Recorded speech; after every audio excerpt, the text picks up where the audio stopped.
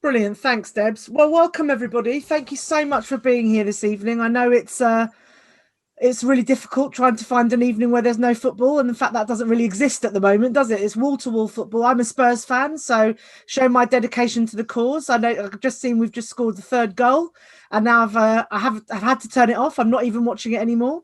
And I know there's a sort of full complement across the Championship and in League Two this evening. So we are recording the session.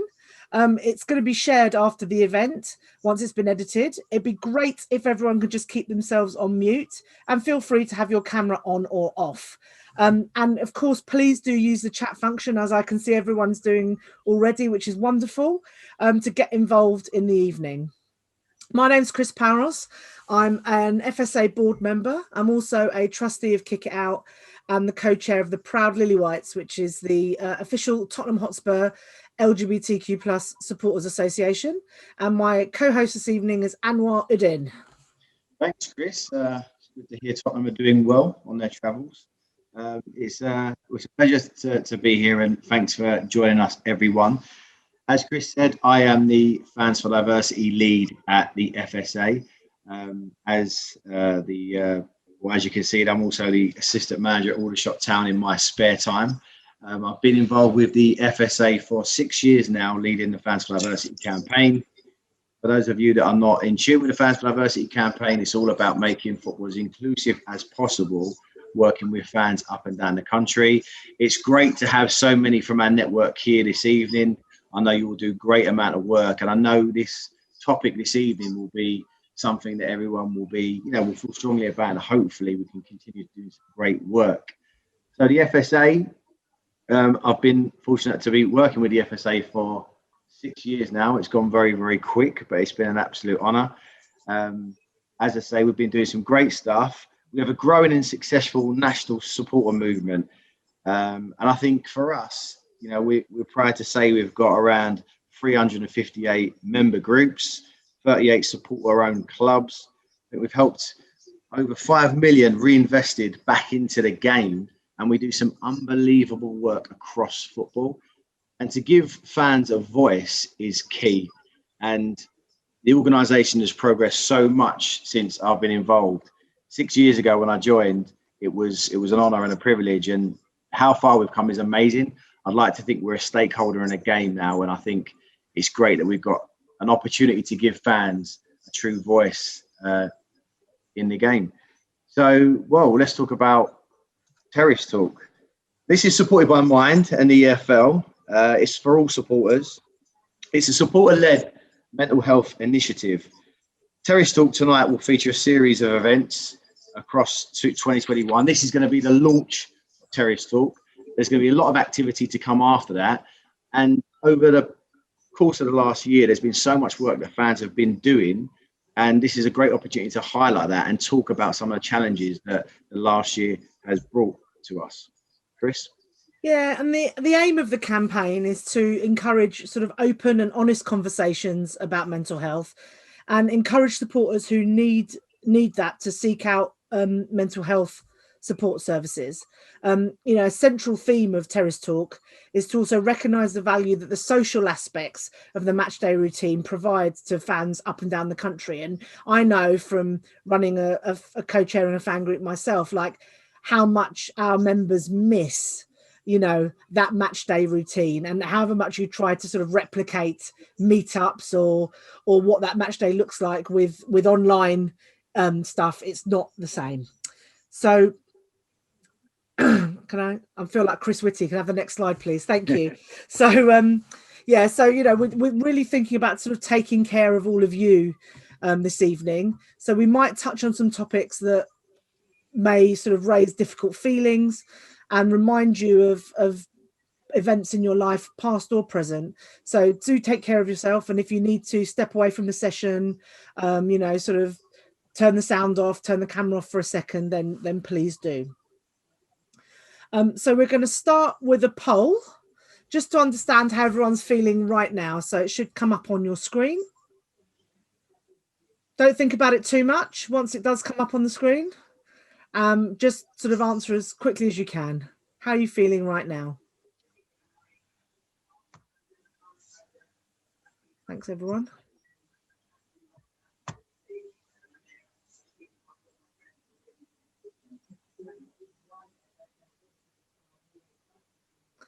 Great, thank you. So I'm really pleased to hear that most people are feeling good. There's a little bit of meh. So, you know, that's probably might have something to do with the fact that we're all sort of locked indoors. And I'm really sorry to hear there are some people that are struggling. I hope we can sort of help with some of the conversations we're having tonight. And you'll have seen that Richard has just posted in the chat some useful resources. So thank you for that.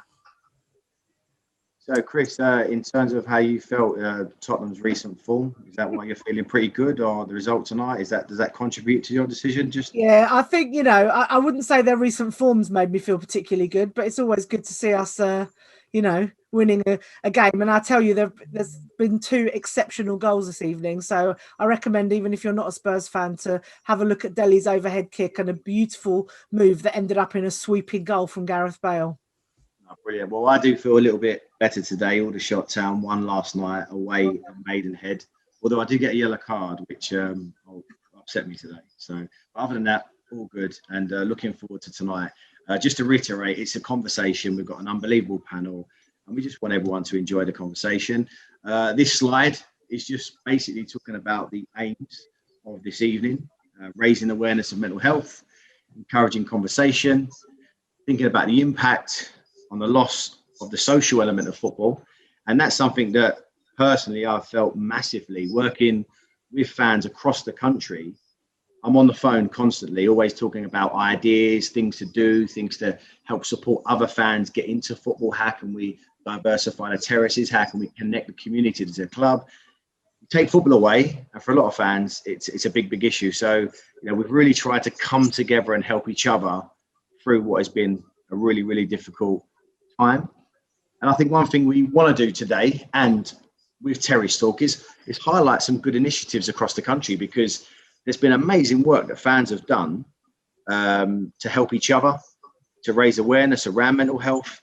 And that has been so key in working together and getting through people. You know, it's been a difficult period for everyone. So some of the things that people have done, some of the campaigns, some of the work, some of the Zoom stuff, it's been crucial to really help each other. And I'm proud to be involved in some of that. Here's some stats from mine, which I'll give you a second to sort of almost read and digest. I think it's really important that we're aware of the impact that people, football fans, and people in general, the impact of mental health and how it can change lives and the different aspects of it. And just while you're doing that, I want to thank Vic Singh, who's a member of Blues for All, one of our Fans for Diversity network groups, who put together this slideshow, which I think is brilliant and a great aid to the campaign. So thank you very much, Vic. And also for the EFL subcommittee for their contribution, to the EFL themselves, and obviously for Mind for supporting the campaign moving forward. So loads of support, loads of good work, and hopefully this could be the start of something really good. Thanks, Anwar. And now to our panelists, who are obviously our main event this evening. We're really lucky to have such a stellar lineup. We're going to introduce them in turn and hear a little bit from each of them before we kick off with the questions. So Hayley Jarvis is the head of physical activity at Mind. Hayley joined Mind in 2015. I'm reading this, by the way. I haven't memorized it or anything, but just to give you a bit of a flavour of each person. Hayley joined Mind in 2015 with a background in inclusion and using sport for development. She leads a wide portfolio of programmes at both ends of the performance pathway, including Get Set to Go, which is a Sport England National Lottery funded programme supporting people with mental health problems to become active in their local communities through peer support. Mind support to the Mental Health Charter for Sport and Recreation, duty of care for elite sport, and working with sports ambassadors and supporters. And she's also secured and leads the On Your Side partnership with the EFL and a range of football partnerships, including Mind's work with the FA through the Heads Up campaign. So Mind have developed a range of resources, toolkits and training to embed learning across sport and physical activity. And, it looks like Hayley's pretty busy because in her spare time, she's a mental health advocate and a peer volunteer for Dudley Mind. So thank you, Hayley. Can you tell us a little bit about Mind Sport and how you got involved?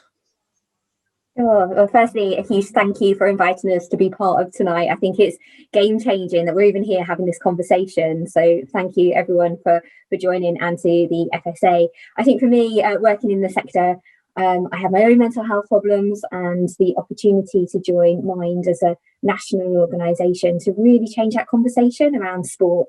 Both playing it, getting us active, reduces the risk of depression by 30%. When we're unwell, it's something that the doctors should be recommending to us for our mental health, but also just the power of conversations that we can have, the platform, the fact through logos on the shirts, through events like this evening, we can really break down that stigma around mental health. So yeah, it was absolutely honour to sort of join Mind. I never expected this to grow in such a way. I think we've come a long way in 6 years. I think there's still a long way to go. So really excited to join the conversation tonight.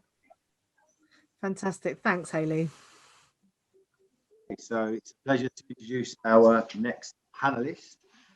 What's not on his bio is something that I know personally. I actually tried to sign Danny Mills a couple of seasons ago when I first got the Aldershot Town job, and he chose to sign for Dulwich instead. But I'm not going to hold that against him. But let me give you a little bit of a background on Danny. So born in Croydon, South East London, started his career with Croydon before joining conference team Crawley Town. Moved on to Peterborough United. After leaving Peterborough, made a signing to Whitehawk Football Club. And I know we've got some Whitehawk fans and members on the panel today, so great to have you here. Spent loads of time with Whitehawk, scored loads of goals, moved to Dulwich, and also had that positive impact at Dulwich, scoring loads of goals for Dulwich and becoming a bit of an iconic non-league figure. He holds a UEFA B coaching license, and outside of football, he's been, over the last few years, co-hosting podcasts, doing loads of great work for Show Races on the Red Card, and most recently, he has led the Shout Out for Mental Health campaign, which is also partnered with Mind. So, Danny, great to have you here. And I just thought, with this evening, I thought I'd just ask you about the Shout Out campaign, what it's about, and kind of how you got involved and how it started, and obviously how it's going thus far. Yeah, firstly, apologies for not signing for you, Anwar. Weren't my fault, man. Again, like Hayley said, thank you for inviting me on here, and I feel honoured to be on this panel. When I started the campaign about 4 weeks ago, I never would have imagined being invited to do something like this, so I'm really happy to be here. I suppose I'm coming from a player perspective now. So the reason why I started the Shout Out for Mental Health campaign was for a few reasons. The first being with the current lockdown. In the first lockdown and the second and the third, you can see how much people's mental health has been affected. People have been furloughed, people have lost jobs, people have lost loved ones. And it certainly was the inspiration for me to start it. But from a player's point of view, I'm getting a little bit older now.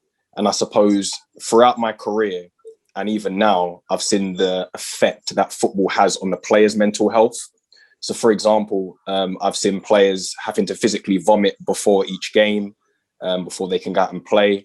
I've seen the anxiety from fear. I've seen players that would rather have games called off and cancelled than rather be on. So I think through these things that I've seen, it inspired me to definitely start the campaign. And the campaign's been absolutely amazing. I never would have thought how big it would have got. We done different events over the month of February.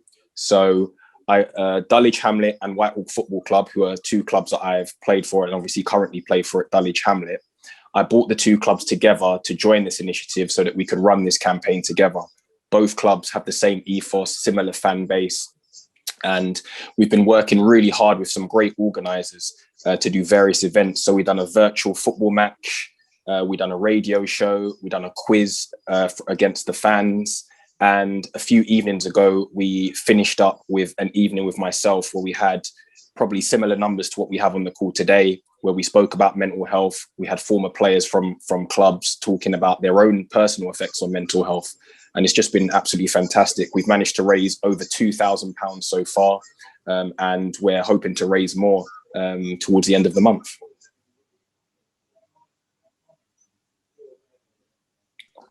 Wonderful. Thank you so much, Danny. Next, we'd love to welcome, we're really delighted to welcome Luke Chadwick. Luke was born in Cambridge. He's an ex-professional footballer. I'm sure many of you recognise him. I know I've seen Luke play live on several occasions. He started his career as a midfielder at Manchester United and subsequently played for a number of other clubs, including West Ham, Stoke, Norwich and Cambridge. Cambridge holds special memories for Luke as it's the club he supports and he always wanted to play for them. Luke was part of the team that got the club promoted to the Football League, and he also made his debut for the England under-21s in '99. England won 5-0 in that game, so well done, Luke. And he made 13 appearances throughout his career. In 2020, Luke spoke about how his mental health suffered due to the abuse he faced during his playing career about his appearance.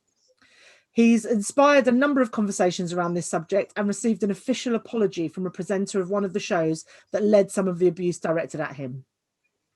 Luke's role as Director of Community Growth and Head Coach at the Football Fun Factory is focusing on the best coaches and to ensure children have the best possible experiences of football and develop an unremovable love for the game. So thank you, Luke. You had a prolific football career. I would say that most people here have watched you play. You spoke at great length last year about your personal experience. How would you say this sort of affected your mental health and your coaching role?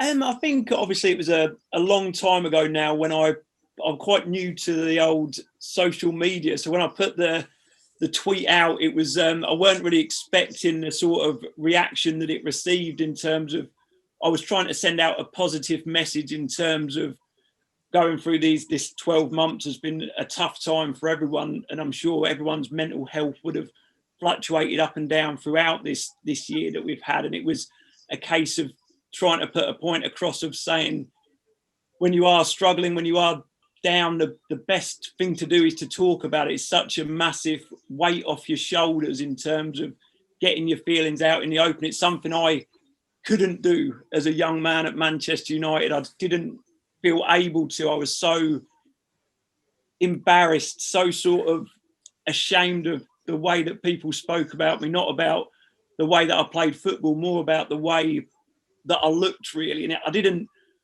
it all came out in terms of people apologising and whatnot. It was never about that really. And I think that it got turned into that a little bit too much. I never sort of hated these people or anything like that. I didn't want an apology from them. I just wanted it to stop really. So where I couldn't do that as a young man growing up at 19, 20 years old, obviously I learned to deal with it as I got older and found that talking about my problems has certainly helped me improve my life. I think in football in general, particularly when I was growing up a long time ago, it was sort of maybe seen as a weakness. And I saw it in a weakness in myself that I was feeling so bad about the way people said that I looked. And in essence, really, I've learned throughout my life that it's that sort of vulnerability and ability to open yourself up and talk about your problems has certainly changed my life for the better. And it's something that can improve your life, although so hard to do and easy for people to say. It's just making that first step of being able to express yourself and talk about your problems that can really help you develop as a person and obviously your feelings as well to have a positive impact and try and keep that sort of even keel and positive mental health as much as you can. Absolutely. And I think, that's why it's wonderful to see so many people here this evening, because, you would hope in the sort of intervening years that we're getting a little bit better about talking about our mental health.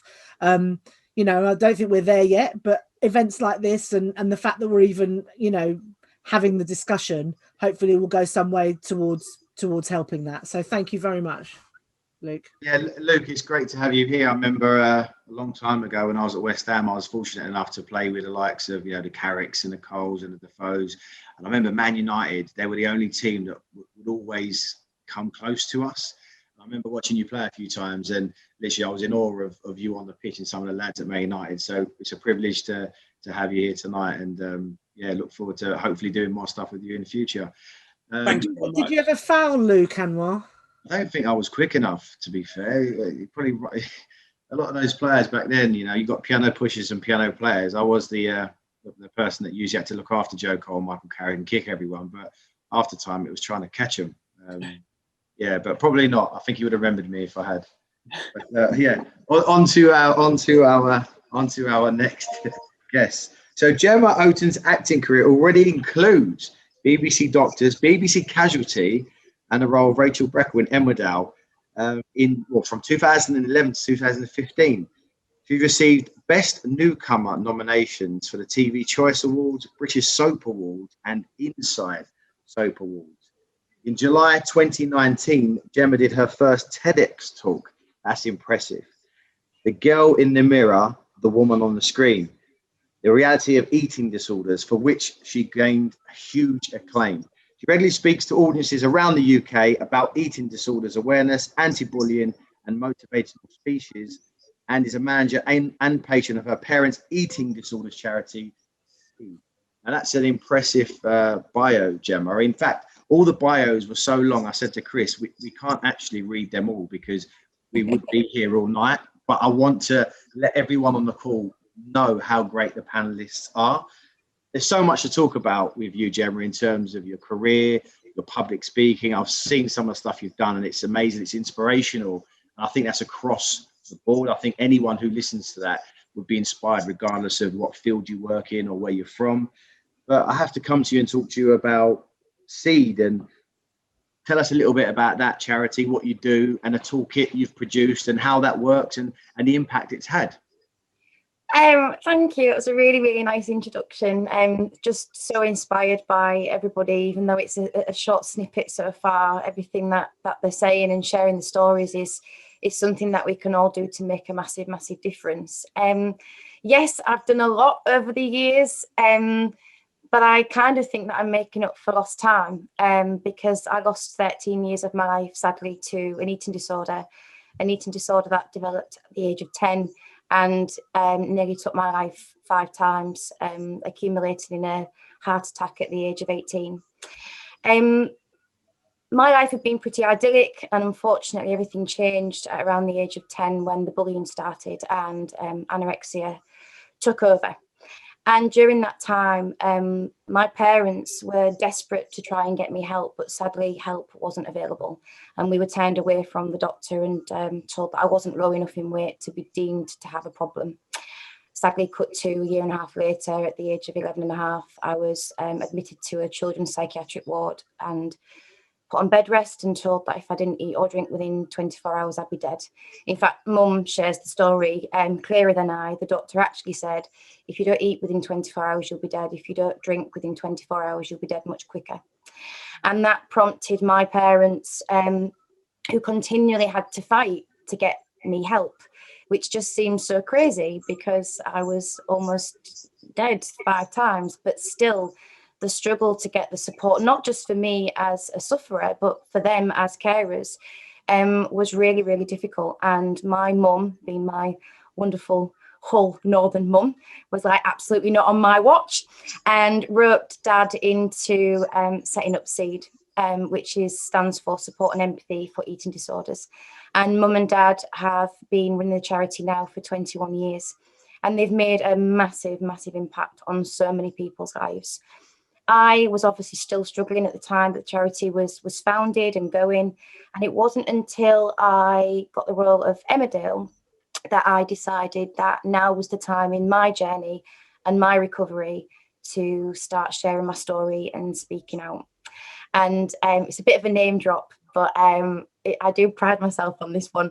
It was actually Patrick Stewart who had become a mentor to me over my year at drama school, who said to me, Gemma, if you can't use your bit of platform for good, there's absolutely no point in this industry.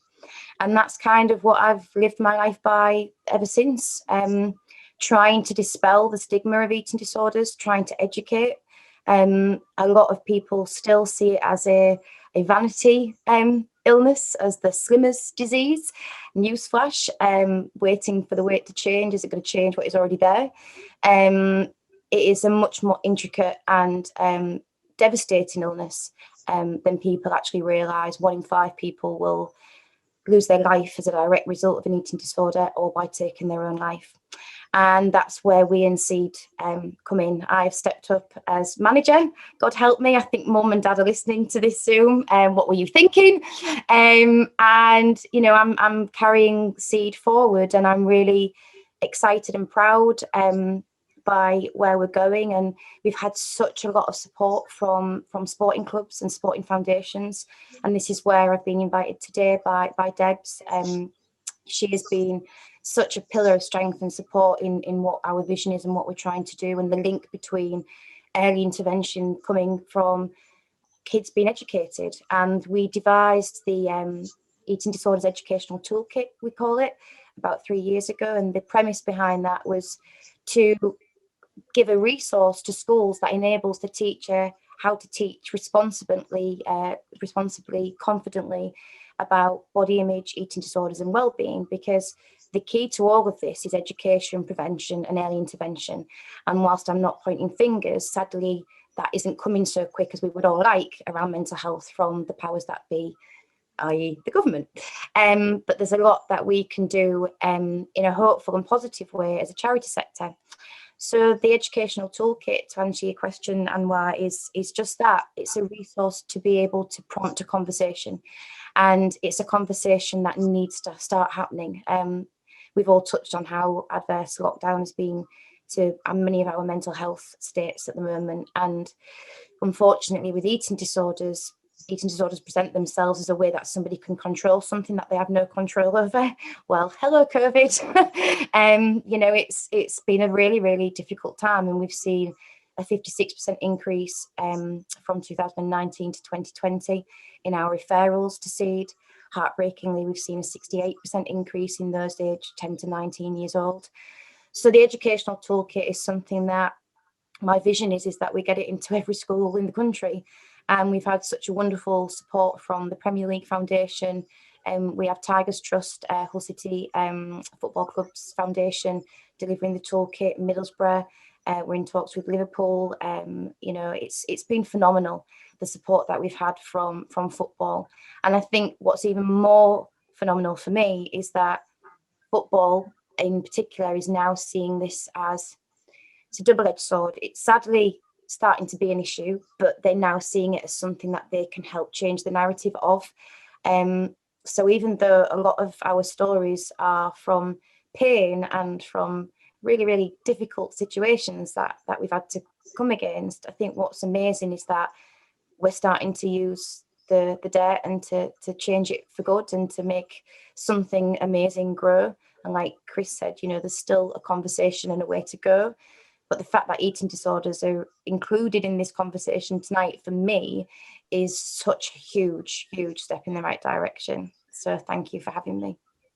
Thank you very much, Gemma, for sharing a little bit of an insight into your amazing story. And I think one thing that the FSA does so well, and I've seen it firsthand with the Fans for Diversity campaign, it brings everyone together, and there's that saying, together stronger. There's loads of people doing great work with different charities and initiatives, and we want to be able to be that organisation that can share that. So the Shout Out campaign, SEED, Mind, all of that great work that goes on, please utilise us and our network to share your message and get that across to as many people as possible, because there's so many people, as you said, with these challenges and struggles, and sometimes they can be very, very confusing to others.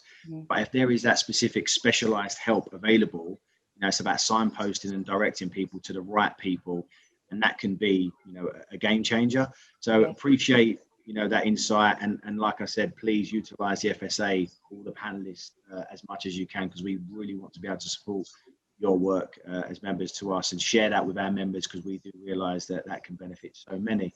So I think we now have another poll. So if everyone wants to engage in our second poll, the question is, how has your mental health been since the start of the pandemic? So if everyone has their answer, does it very quickly.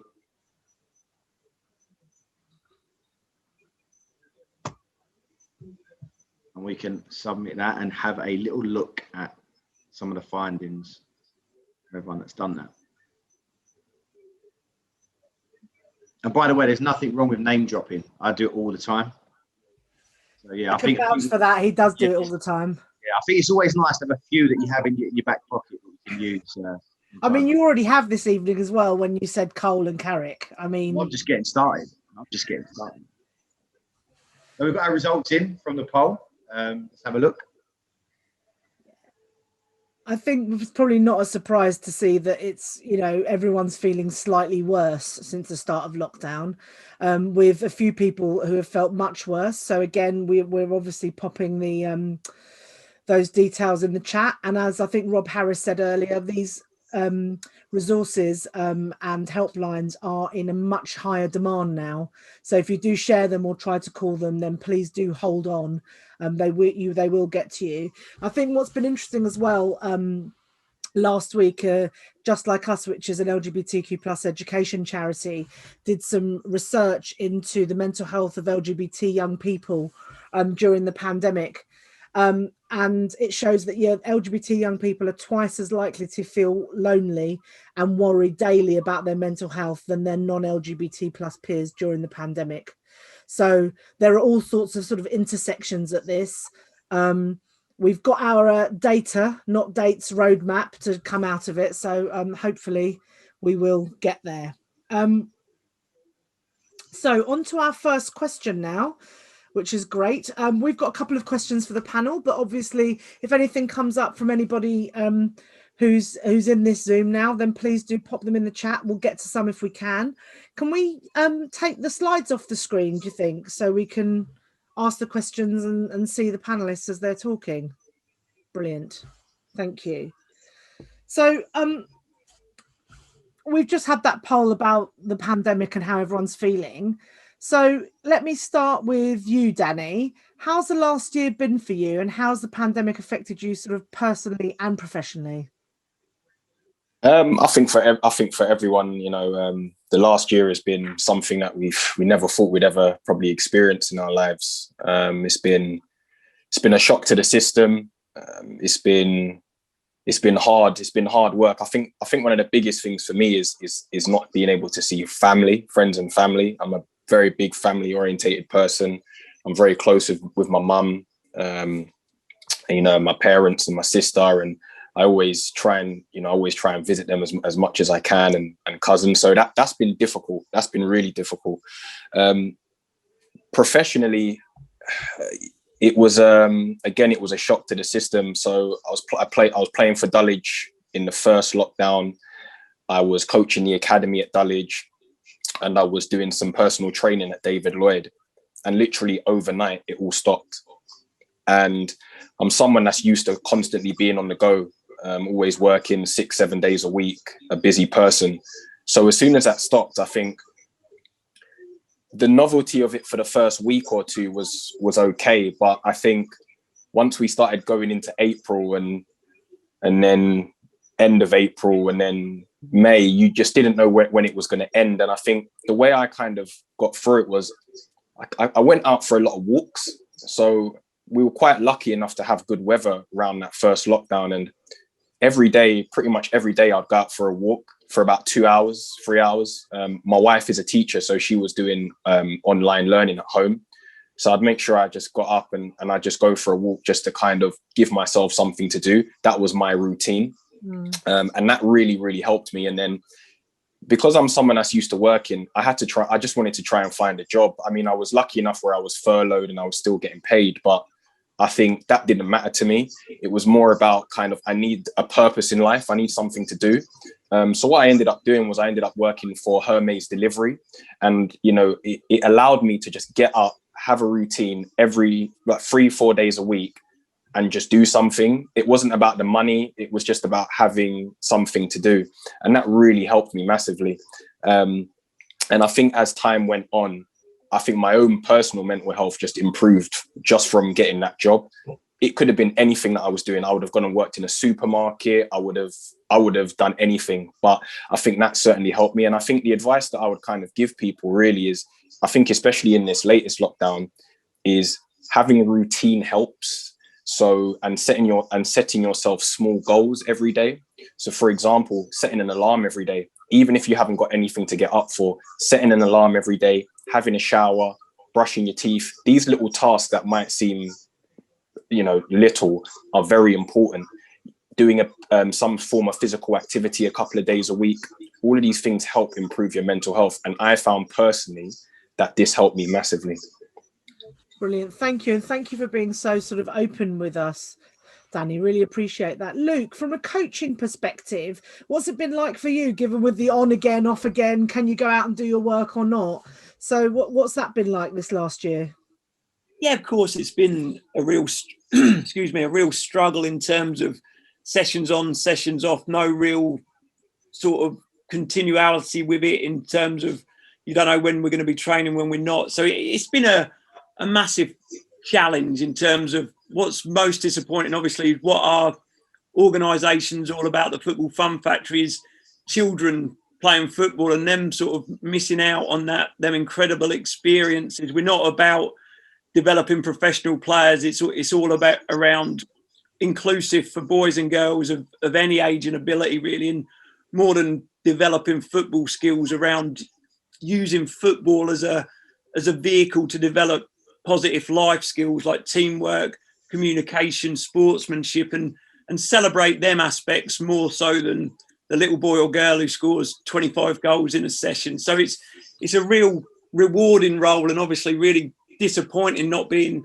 able to be around that. I think what this lockdown period has obviously been hugely challenging for everyone, but there has been small positives that have come out of it. My end, in terms of, I've got a couple of teenage boys who wouldn't spend a minute with me if in normal circumstances. So lucky enough, I've got to spend some real quality time with them, with loved ones, and a real period of reflection, I think, for everyone, and sort of seeing what direction your life's going in, an opportunity to potentially change that and have a real think about what you want to do next and that sort of thing. So without doubt, it's been the craziest, toughest year probably in most of our lives, but we do want to have your positive hat on. We do seem to be coming towards the back end of it now, and you do like to think that the world will be a better place. We've all been through this together, as it were. It's been a struggle, and we've pulled together to get through it, and now's the chance to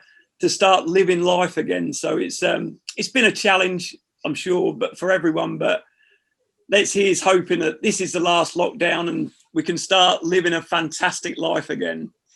I think that's obviously the hope that we all have. It's interesting just having a quick look at the chat as it comes in. Sort of people are talking about the sort of the peaks and troughs, and I think that's probably something we've all experienced in this time. And I think Mark said it there. It's the first time he's really understood what mental health is really about in this context of, like, 1 minute feeling positive and productive and the next not at all.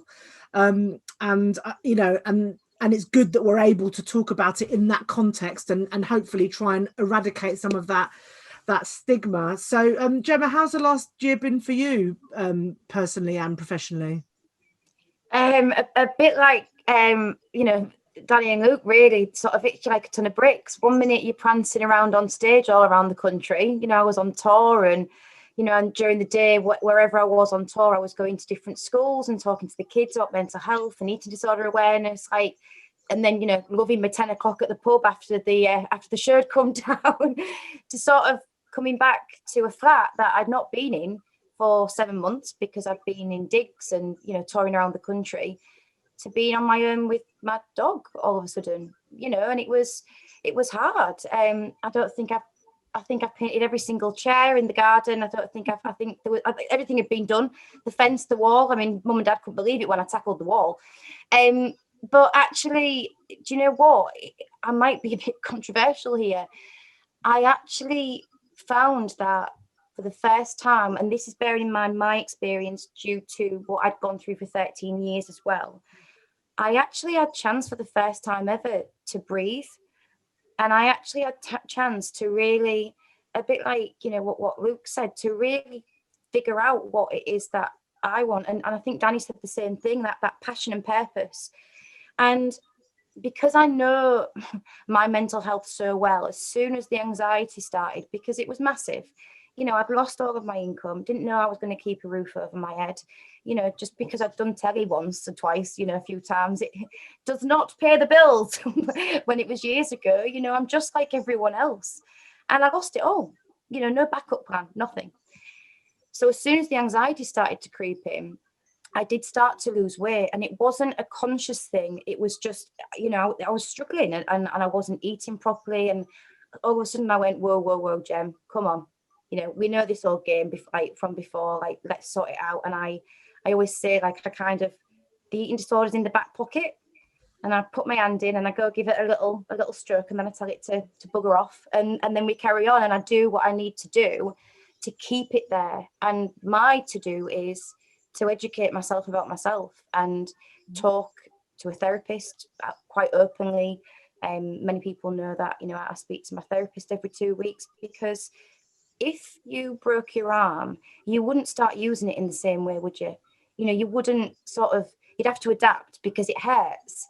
So if something's broken physically, it requires time to learn how to adapt and find a new way of coping and thinking. And that's how I see my mind and my brain. That kind of, something was going wrong at the start of lockdown. My anxiety was creeping in. So I have to stop. I have to look at it, and I have to figure out what care it needs. And I have to adapt to a new way of thinking. And that has really taught me a lot through lockdown. And it's also been a moment of putting things in perspective. You know, we're all high achievers at times, especially in sport. This has leveled the playing field. You know, we've all been allowed to be on the same page for once. And for me, even though there has been difficult times, I've actually found it really eye-opening to figuring out who I am as Gemma, and not just Rachel Breckley in Emmerdale, Sydney Summers in Holby, an eating disorder patient in Riverdale unit or a psychiatric unit. I actually know now for the first time at 36 who I am. And, you know, for that, I'm kind of grateful for the bad times. I'm grateful for the 13 years. And I know that might sound really bizarre, but it's actually, I've been through the worst of the worst, and this, it's awful, but I've been through that, and I can get through this. And I don't know, a few weeks ago, one of my best friends died of COVID. And, you know, you sort of go hang about, I'm here, I have an opportunity, and if I don't use that opportunity and put things in perspective and address my mental health, whether it be bad or good, and give myself the best shot at this life, then I am not doing any service to my best friend's memory and to all of those thousands of people who have lost their lives. So I've had a real roller coaster journey, but on the whole, for me, I've kind of used it to learn how to kick back and keep fighting. And I think doing the best that we can do is all we can do. Sure. Well, sorry for your loss, Gemma. Yeah, thank you. I'm sorry I get no, not at all. Weird, isn't it? You know, no, it's been this has been a really tough year for a lot of people, you know, whether we're, you know, and our mental health has been affected by the amount of loss we've seen, by the fact that we're sort of locked indoors, by the fact that, you know, from here that we don't have the things that give us the joy or the collective euphoria which football can do, you know. And it's been difficult for all sorts of people. You know, we know that a lot of parents have struggled with homeschooling. We know a lot of the Black and Asian community have really struggled and suffered from the sort of disproportionate way that COVID has affected them. So, you know, it's important that we kind of just take a moment to sort of acknowledge that and to talk about it. And then just finally to you, Hayley, on this, I imagine it's been a bit of a busy time for Mind.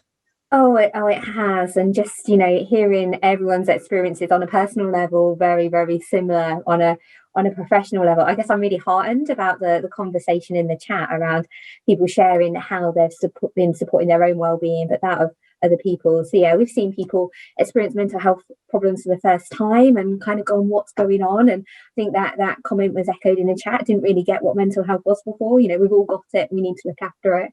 That's been a real shock. People with existing mental health problems have told us that they've got worse through the pandemic, and not being able to sort of access face-to-face services, not being able to go to their usual sort of coping strategies. Quite open about my own mental health, and actually going down the Molyneux and screaming my lungs out is actually great. My therapist actually says she's always happy when she knows I'm going to the football. So I've seen that firsthand. You know, calls to our info line have doubled, and the calls are getting longer. So definitely in the chat about, you know, telling people to reach out, but also hanging on or ringing back is really, really important, because there are people there to listen. So it's been an incredibly busy time, but I think for us it's been really heartening around how the narrative has shifted over this last year. You know, people have been wanting wellbeing sessions, training has sort of gone through the roof. Every organisation, it's kind of got higher on the agenda. And I guess what Luke was saying about taking the good bits and hanging on to them, whether that's as sort of individuals, but also as organisations, making sure we're championing it. I mean, the great work in football, you know, it's been phenomenal what, you know, the fan groups have been doing, and lots of other people. So I think it is sort of that balance, taking the good things. And, you know, for me, I started my counselling course. I've had a lot of therapy, years of therapy, but I made that space. So it's kind of, you know, moving forward, learning about ourselves and taking those good bits and going forward, but recognizing it's been a really tough time. If you've been caring, we've all experienced loss, or many of us have experienced loss. That's really tough, and just taking the time to process some of that. Thank you. Listen, it's amazing just to hear some of the insights there, and I have to say, please keep an eye on the chat box, because I'm listening, but I'm also seeing some of the stuff that's coming in the chat box, and it does make you think. I mean, there was a couple of messages there about actually your significant others, friends, parents, families. It might not be you and as an individual who might have your struggles or issues. It could be a person that's close to you, and how that actually affects you as a person. And that kind of brings me on to my next point. Listen, it's unbelievable to have a panel that can be so open and honest and share some of their experiences. But Danny, if I come to you first, I want to talk about, so, you know, you're comfortable and confident to talk about these issues, how they affect you, but how do we encourage other non-league football players, other football fans, other people in general, number one, to talk and let other people know about some of the issues they may be facing? And then as an additional question to that is talking enough?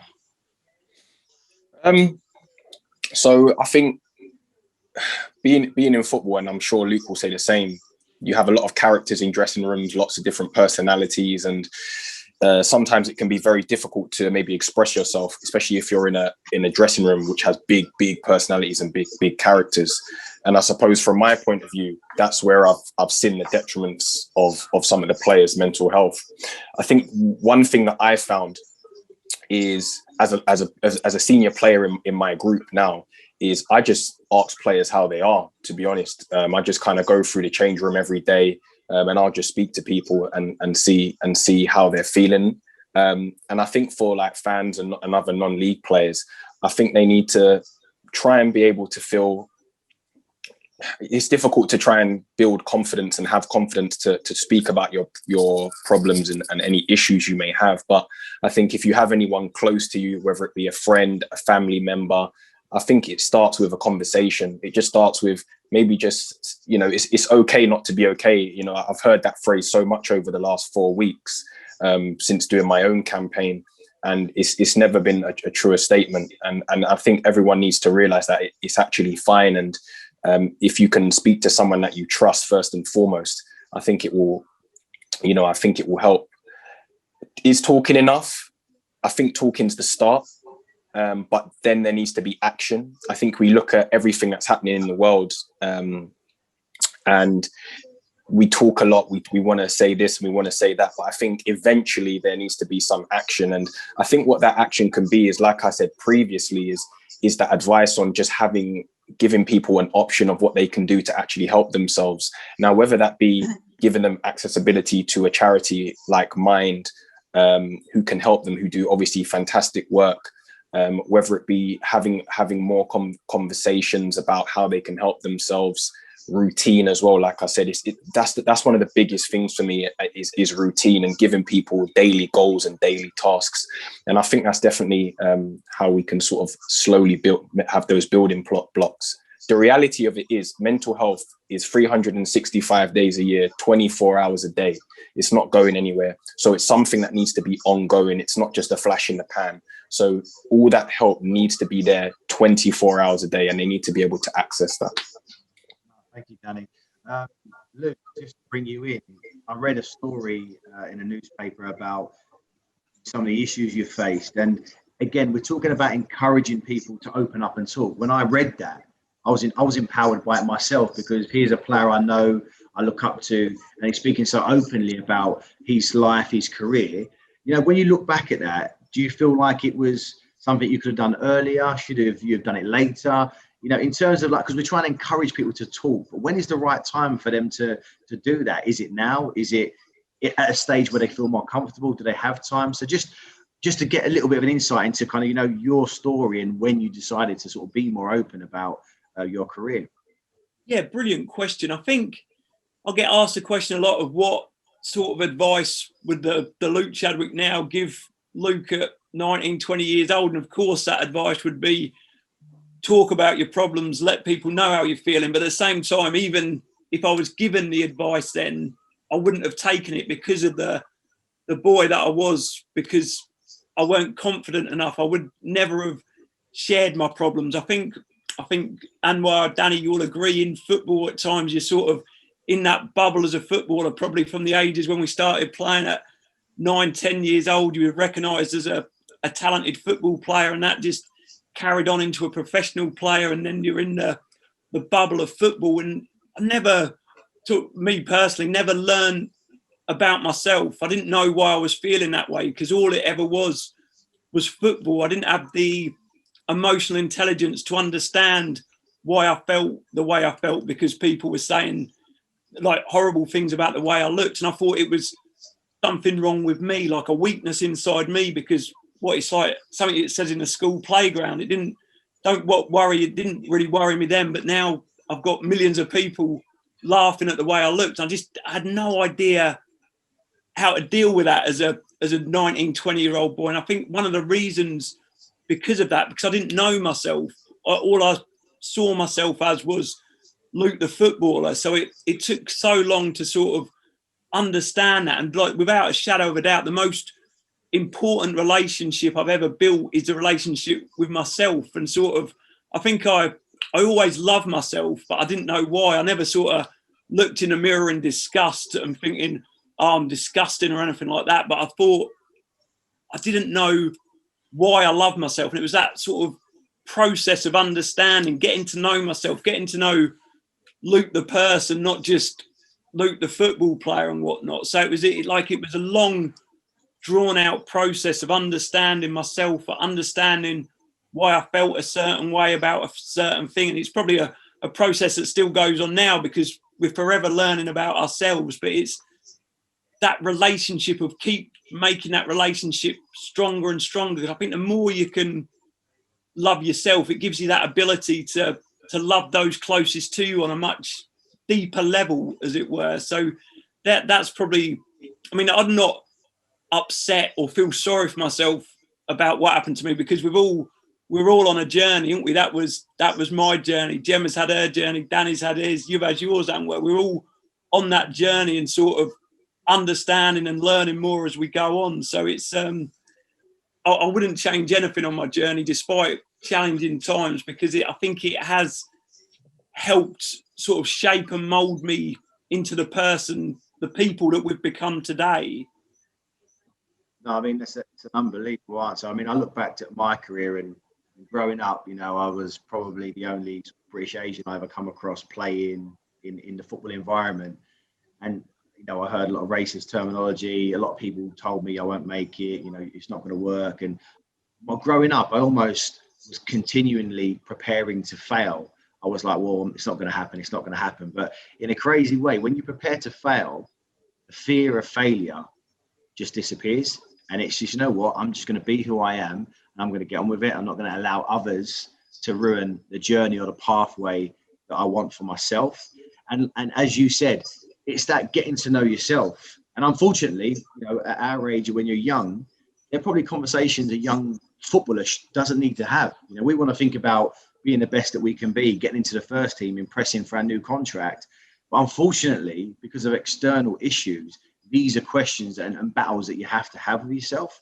And I think sometimes it's about triggers because, you know, if you haven't got the support, the initial support, it's something you might have to do yourself. Now, Gemma, if I just bring you in, because, you know, you've spoken quite openly about your parents, and in terms of like empowering people to speak out, you know, you seem to have a great support network with your parents and you've done some amazing things. But now my question to you, how can we empower those that may not be fortunate enough to have that close support network? That how can we empower those to talk who don't have the friend or the mum or the teacher or the coach that's close enough for them to be open? And I think it's a really important you know, bit of work that we need to look at. Oh gosh, give me a hard one there. That is a difficult one, but it's difficult because it's difficult, you know. I think what I've seen, especially during lockdown, is the charity sector and amazing people as well, not especially from charities, but just people who are reaching out to each other. And as much as social media has its downfalls, we all know that, we've all been there. It can also be such a force for good if it's used in the right way. You know, I remember looking at there was a thread on Twitter about Thanksgiving last year, and this woman, I don't know if anybody had seen it, but there was this woman who drew herself at a table and she put the picture on Twitter and she said, if you're alone this Thanksgiving, send me a picture of yourself and I'll draw you on my table. And it was so amazing because by the end of Thanksgiving, there were 4, 5, 6 pieces of A4 paper, all full of people that she had drawn to join her at the table. And that was when I thought, wow, there is such a power in this social media world that we can use for good. And there's such a power of people are much, much smarter and adaptable and clever than they give themselves credit for. Because for somebody to think outside the box like that, you know, with their heart being good and pure and worrying about somebody else, but also to engage people who are feeling alone, I thought that is just amazing in changing the narrative around the conversation of mental health. And as you say, like a lot of the kids who are struggling at the moment, you know, school was their escape, you know, and they can't go to school. And, you know, a lot of them aren't fortunate enough to be able to attend online schooling because they haven't got a laptop or an iPad or whatever fancy device there is, and they're trapped.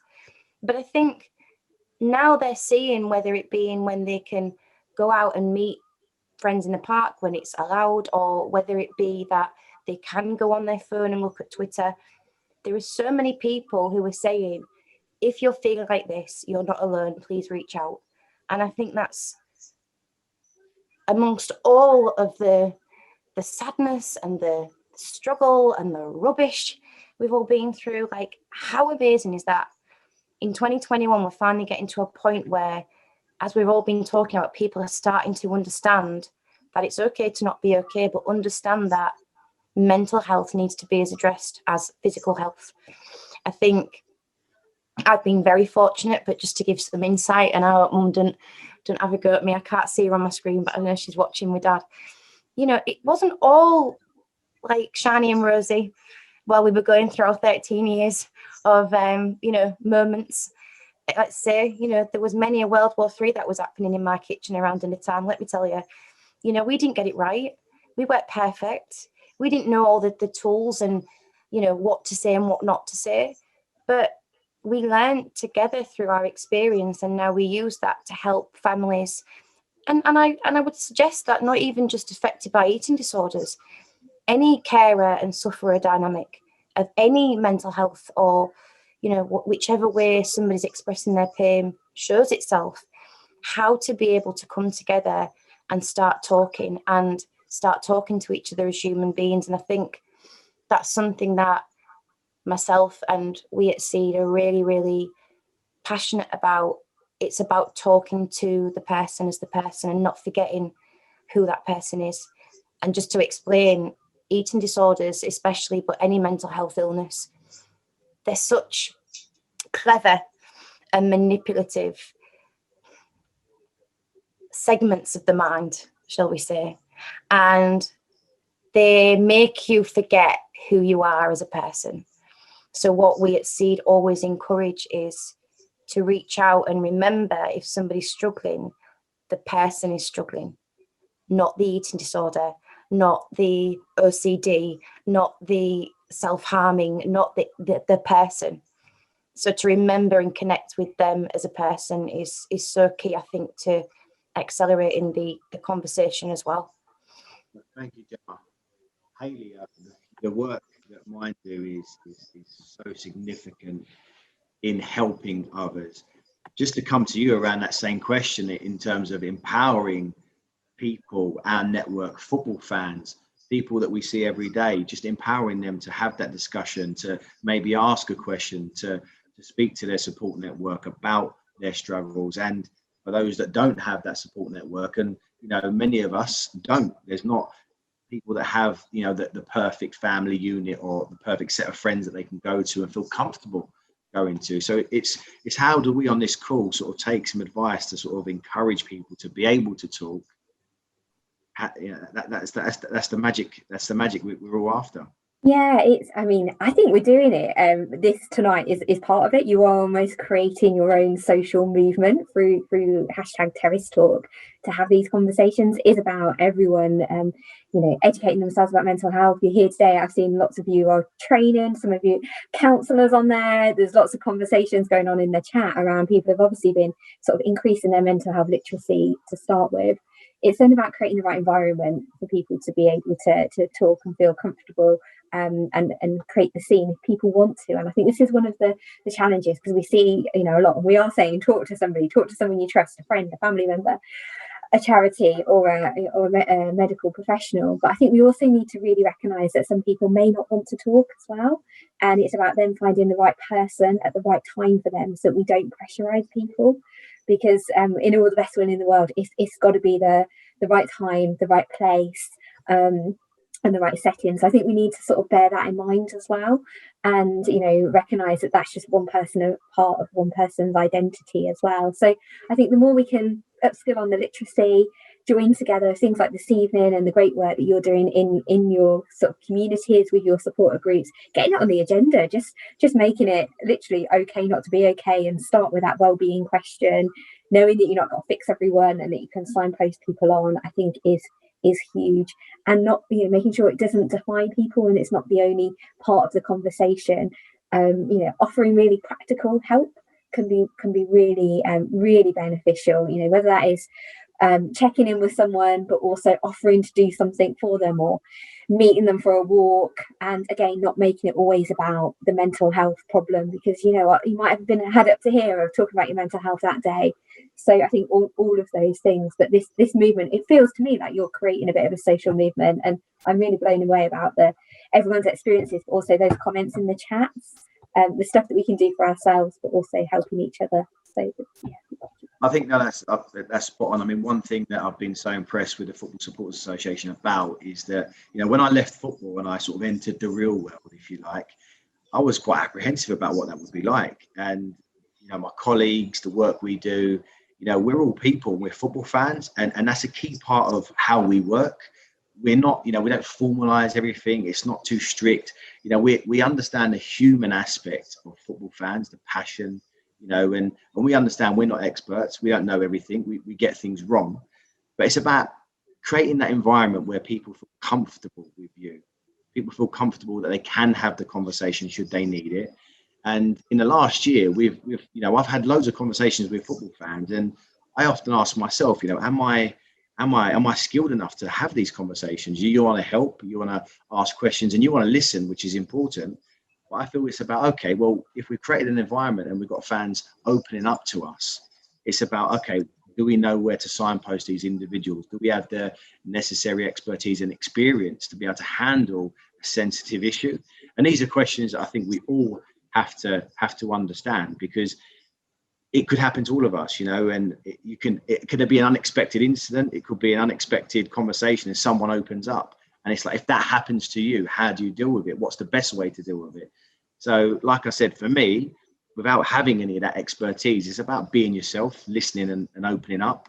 But like I said, if anyone on the call would like to learn more or do more, there is definitely people out there that will be able to provide that opportunity, because like I said, any opportunity to learn and develop as yourself is really important.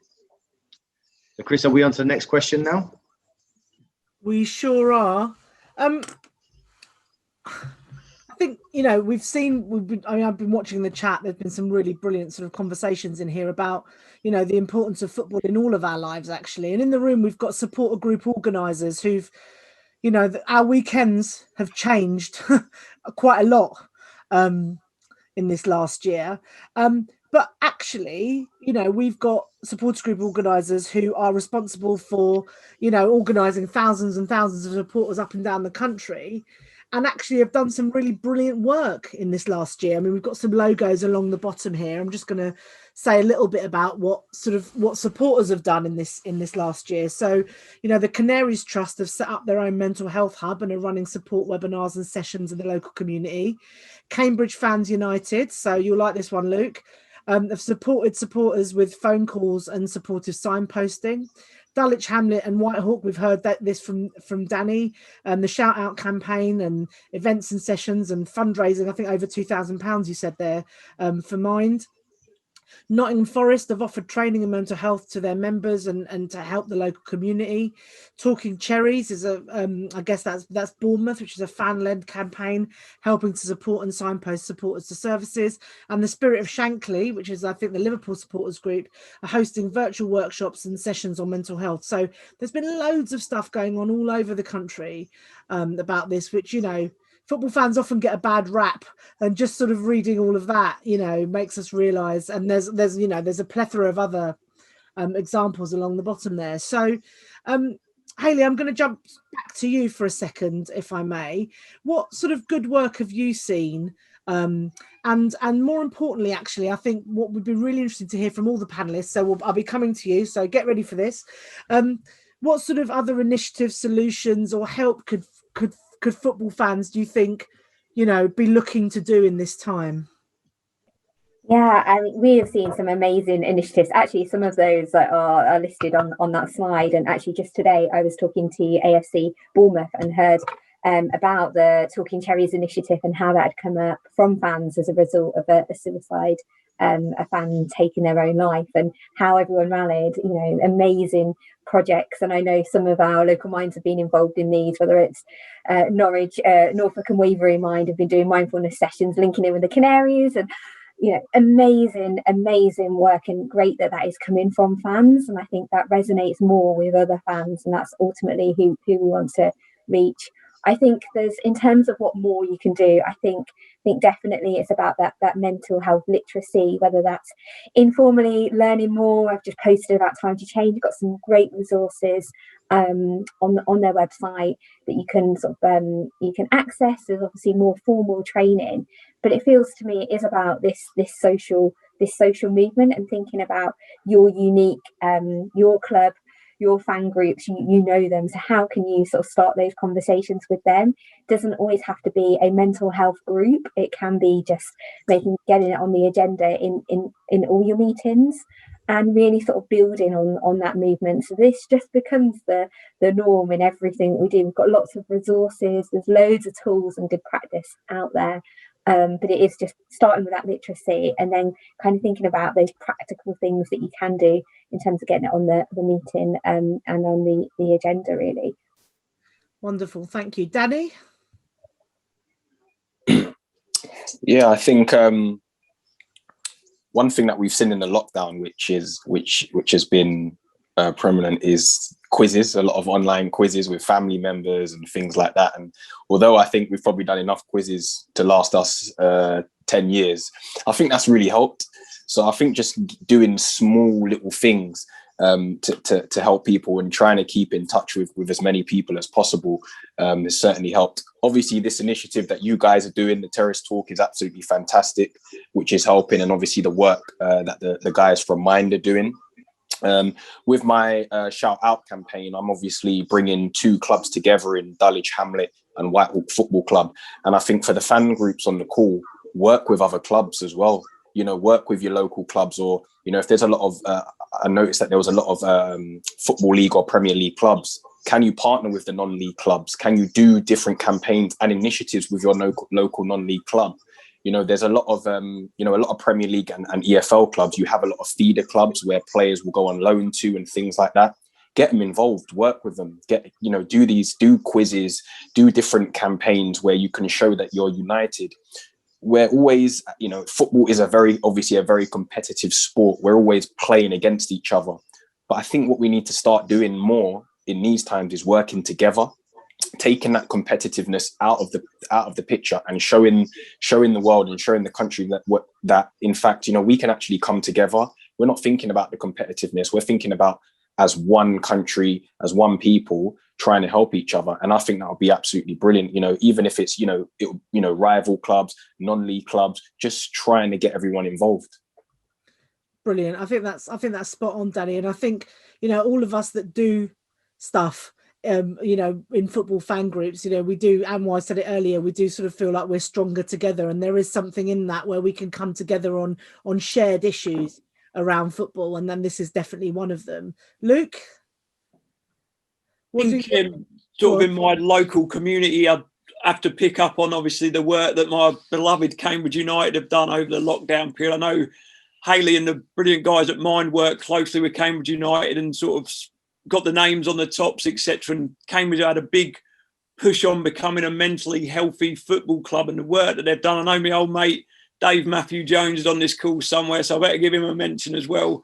But the work that's been done in terms of Cambridge as a club probably stood still a little bit once going back to the Football League. But the work that has been done during this lockdown period has sort of brought the pride back to the community, to the football club. And it's no surprise how well they're doing on the pitch, which is obviously nowhere near as important as people's mental health. But there's a real pride about Cambridge United in the area because they've gone that extra mile. They've phoned up people that are really gone out there, delivered food parcels, everything that they've done. It's been an absolute honour to supply. It's made, as I keep saying, made the community proud of the club again. So there'd certainly be the people that I'd mention on the work that's been done during this obviously really challenging period. Fantastic, thank you. And finally, Gemma, I mean, reflections on this, in terms of stuff that you've heard and other things that you think we could be looking to do. Sorry, this is Ruby. She's just woken up. She's been very good. I think for me, the one big thing that I've learned this year, especially being asked to be a manager of a charity in the middle of a global pandemic, is the power of positive partnerships. As the guys just touched on there, it might sound a bit of a cliche, but I just think, collaborate to accelerate. Like, it's all about doing stuff together. And I think what I've seen this last year is that for what somebody thinks is such a small act of kindness or help and support is actually huge. We were at a point last year at SEED where we were in danger of closing after 21 years because all of our funds had been decimated. We had nothing. And I started a GoFundMe page, and within a week we hit £10,000, and it's now up to £18,000. That's not corporates. That's not, big guns. That's normal people like me, like you, like all of us, coming together and supporting. And it was as small an act as doing a raffle, like Danny was saying.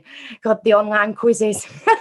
Don't have any more I can do with those, but they were brilliant, and they were such small things to do, and yet they made such a massive impact. And I think ongoing, you know, what me as somebody who's coming from, you know, the angle of what we can do for charities, because I don't want to get political, but, you know, there's still such a lot that needs to be done, you know what I'm saying, from the powers that be, and it's falling to charities who are actually on the front line too.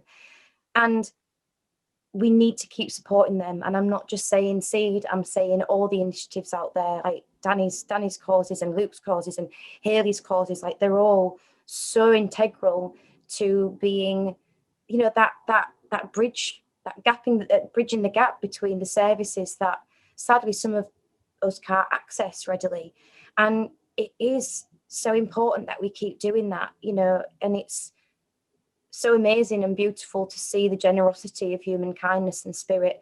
And it doesn't have to be running a marathon. It doesn't have to be, you know, Land's End to John O'Groats. It can be something as simple as baking a cake and doing a cake sale when we're allowed to again, God forbid. You know, it's the little things that all add up to make a huge impact.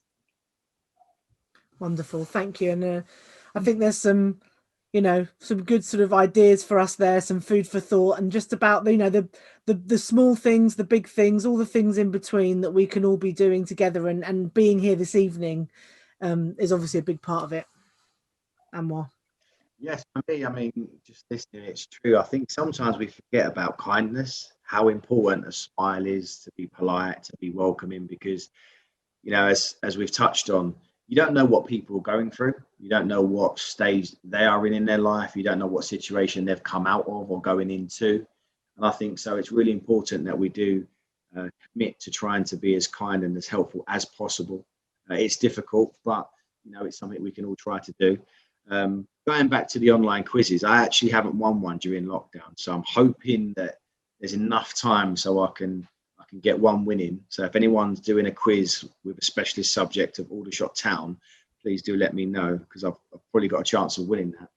But listen, on to the serious stuff here. I mean, look, we talked about loads of good work that's going on, and there's a couple of slides about just signposting fans, people, friends in the right direction to support, to services, to people that are there to help.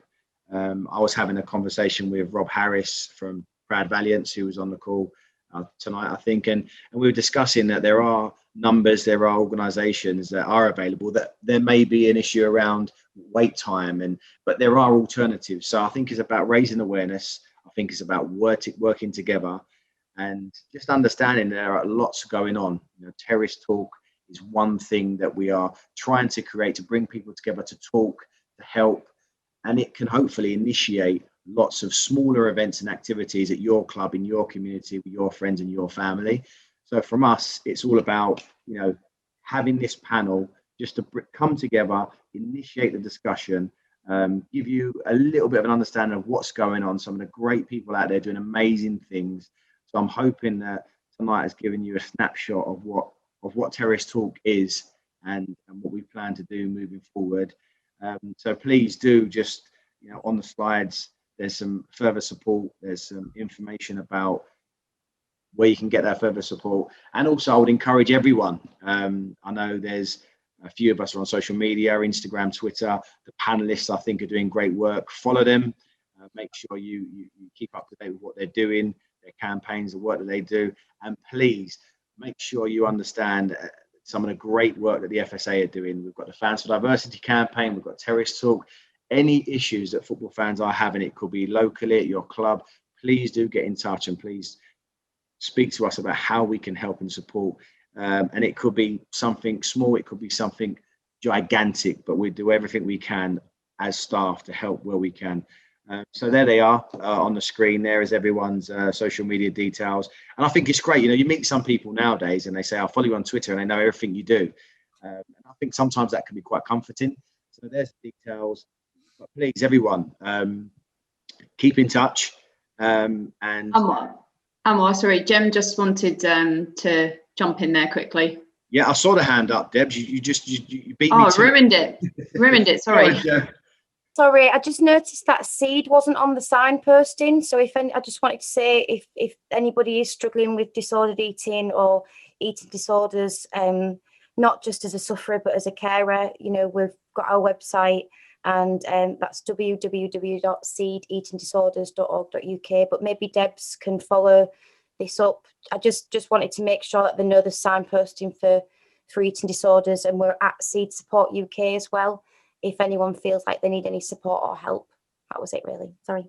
Thank you for that, Gemma. So before we go, I just would like to say thanks to Bic Singh for putting the slide deck together. Thank you again, Bic. That was great. The EFL, all the FA staff that's on, helping with bits and bobs that go under the radar at times.